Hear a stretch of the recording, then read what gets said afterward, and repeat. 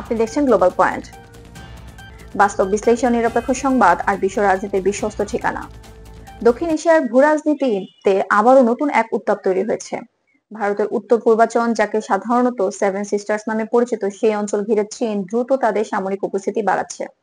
সাম্প্রতিক স্যাটেলাইট চিত্রে দেখা গেছে সীমান্তের কাছাকাছি পাহাড়ি এলাকায় চীন নির্মাণ করেছে 36টি আধুনিক বাংকার, যা মূলত বিমান প্রতিরক্ষা ও নজরদারির জন্য ব্যবহৃত হবে। এছাড়াও তারা সেখানে স্থাপন করেছে উন্নত ড্রোন, সার্ভেলেন্স রাডার এবং স্বয়ংক্রিয় ক্ষেপণাস্ত্র নিয়ন্ত্রণ ব্যবস্থা। চীনের এই পদক্ষেপ বিশেষজ্ঞদের মতে অরুণাচল প্রদেশ ঘিরে এক নতুন নিরাপত্তা বলয় তৈরির অংশ। যদিও চীনা পররাষ্ট্র মন্ত্রণালয় দাবি করছে এগুলো শুধুই প্রতিরক্ষামূলক অবকাঠামো, তবে ভারতীয় বিশ্লেষকরা বলছেন এটি আসলে দীর্ঘমেয়াদী সীমান্তে নিজেদের প্রভাব প্রতিষ্ঠার একটি পরিকল্পিত প্রচেষ্টা। চীনের এই কার্যক্রম এখন ভারতীয় প্রতিরক্ষা বিশ্লেষকদের নজরে। দিল্লি ইতিমধ্যে সীমান্ত এলাকায় সেনা মোতায়েন বাড়িয়েছে এবং অরুণাচল প্রদেশ ও লাদাখ অঞ্চলে নতুন রাস্তা, এয়ারবেস ও নজরদারি কেন্দ্র স্থাপনের কাজ শুরু করেছে। ভারতের প্রতিরক্ষা মন্ত্রণালয় বলছে, আমরা শান্তিপূর্ণ আলোচনার পক্ষে, তবে দেশের সীমান্ত নিরাপত্তা রক্ষায় সর্বোচ্চ প্রস্তুতি রয়েছে। 2030 সালে গালওয়ান উপত্যকায় সংঘটিত প্রাণহানির ঘটনার পর থেকে দুই দেশের মধ্যে সম্পর্ক পুরোপুরি স্বাভাবিক হয়নি। যদিও 2024 এবং 2025 সালে কোনো সরাসরি সংঘাত ঘটেনি, তবুও সীমান্ত এলাকায় উভয় দেশের সেনারা টহল, নজরদারি এবং অবকাঠামো প্রতিযোগিতা অব্যাহত রেখেছে।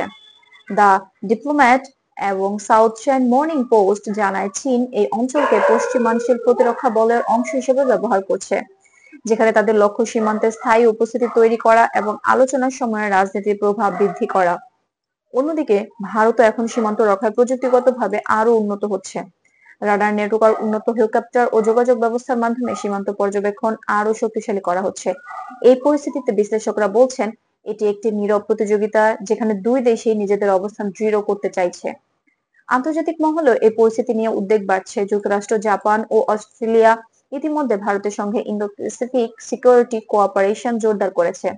ওয়াশিংটন জানিয়েছে, ভারত যদি আঞ্চলিক স্থিতিশীলতা বজায় রাখতে ভূমিকা নেয়, তবে তারা পূর্ণ সহায়তা দিতে প্রস্তুত। তবে ভারতীয় পররাষ্ট্র মন্ত্রণালয় এখনো সংযত অবস্থান বজায় রেখেছে। তাদের মতে, আমরা আলোচনার মাধ্যমে সীমান্ত ইস্যু সমাধান করতে চাই, কিন্তু দেশের সার্বভৌমত্বের বিষয়ে কোনো অপশোষের প্রশ্নই আসে না। এদিকে চীনের রাষ্ট্রীয় সংবাদ মাধ্যম দাবি করেছে তাদের সামরিক অবকাঠামো উন্নয়ন মূলত আঞ্চলিক নিরাপত্তা রক্ষার জন্য, যেখানে তারা সীমান্তে স্থিতিশীলতা বজায় রাখতে চায়। কিন্তু ভূরাজনৈতিক বিশেষজ্ঞদের মতে এটি আসলে ভারতকে আলোচনার টেবিলে চাপে রাখার এক দীর্ঘমেয়াদী কৌশল। সব মিলিয়ে দুই দেশের সীমান্তে পরিস্থিতি এখন জটিল অবস্থায়। যদিও সরাসরি সংঘাত নয়, তবে সীমান্তে সামরিক ও অবকাঠামোগত প্রতিযোগিতা আগের যে কোনো সময়ের চেয়ে বেশি। এই অবস্থায় দক্ষিণ এশিয়ার স্থিতিশীলতা এখন অনেকটা নির্ভর করছে ভারত ও চীন কতটা কূটনৈতিক ভারসাম্য ধরে রাখতে পারে তার উপর। বিশেষজ্ঞরা বলছে, এই প্রতিযোগিতা যদি নিয়ন্ত্রণে না থাকে, তবে এটি দীর্ঘমেয়াদী দক্ষিণ এশিয়ার শান্তি ও অর্থনৈতিক প্রবৃদ্ধির জন্য বড় বাধা হয়ে দাঁড়াতে পারে।